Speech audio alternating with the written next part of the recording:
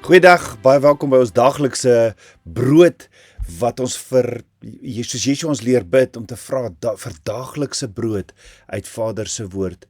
Voel dit vir jou asof jy in 'n woestyn is of gaan jy deur 'n woestyn tydperk? Ons weet die kinders van Israel was vir 40 jaar in die woestyn en hoor wat sê Deuteronomium 8 vers 2 en jy moet dink aan die hele pad waar langs Jotwe jou God jou nou 40 jaar lank in die woestyn gelei het.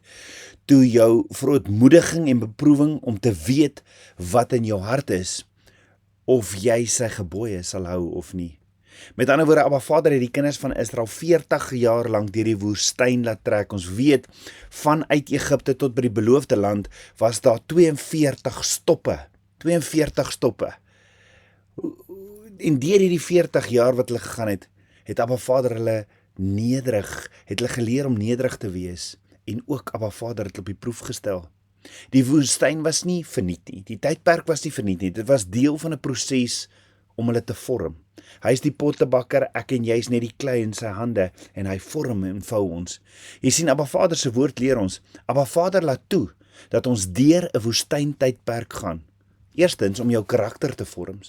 Tweedens om jou afhanklik van hom te maak. Om jou te leer leef van sy woord en nie net dit wat jy sien nie. Sy woord is die kompas van jou lewe. Om valse steenpilare ook af te breek en om jou nader aan sy hart te bring. So ons het gesien, Yeshua, ons Messias, was in die woestyn. Die koning van die heelal was op 'n plek van eensaamheid en verlatenheid, 'n plek wat dood en onvrugbaarheid verteenwoordig. Dis hier waar die vyand Yeshua versoek en die vyand die Yeshua die heeltyd versoek het. Yeshua was deur 3 versoekings wat opgeskrywe is en Yeshua leer ons hoe om dit te hanteer. Hoe om die versoekings te hanteer, want weet, ons word almal deur versoekings beproef. Maar Abba Vader se woord sê in 1 Korintiërs 10 vers 13, want almal word versoek, maar God gee ook 'n uitkoms. So ons het gesien, die eerste versoeking wat Yeshua in die woestyn gekry het, was die versoeking van voorsiening. Dan die tweede versoeking wat Yeshua in die woestyn gekry het, was die versoeking van beskerming.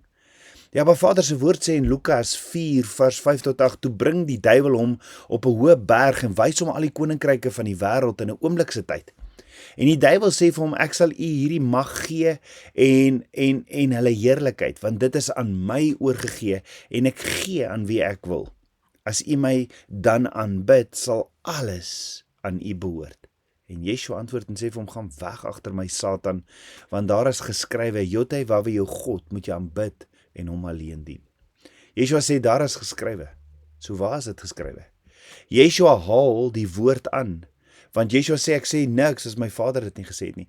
So Yeshua haal Deuteronomium 6 vers 13 tot 14 aan, want Yeshua sê hy haal aan wat in Deuteronomium 6 vers 13 tot 14 staan, jy mag Jotwe jou God, jy moet Jotwe jou God vrees en hom dien, en by sy naam moet jy sweer, jy mag nie ander gode aanloop uit die gode van die volke wat rondom julle is nie.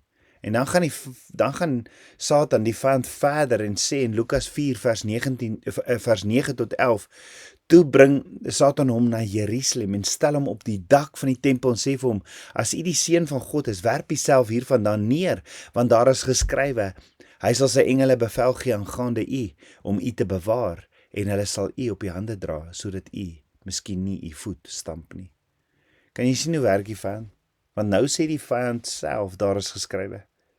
Die vyand ken self die woord van Abba Vader. Met ander woorde, as ek die vyand aanval deur vir hom te sê, daar is geskrywe, moet ek dit ken, want die vyand ken self die woord van Abba Vader.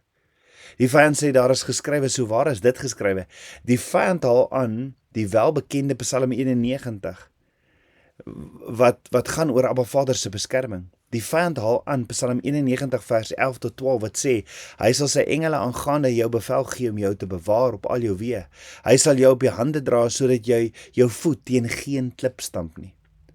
So wat doen jy as die vyand die woord van Abba Vader aanhaal vir jou? Ek en jy gaan net die woord van Abba Vader beter moet leer ken as hy. Ons leer die woord van Abba Vader en daarom sê Abba Vader reg deur die woord op verskeie plekke, as jy my woord bestudeer dag en nag, sal jy wel geluksalig wees in alles wat jy doen. Daar is so baie mense wat mislei word deur die vyand en in hulle misleiding noem hulle skrif op wat hulle gememoriseer het of gehandpick het, maar die vyand mislei hulle want hulle gaan haal teksverse uit die woord van Abba Vader uit wat glad nie in konteks is nie en so mislei die vyand hulle.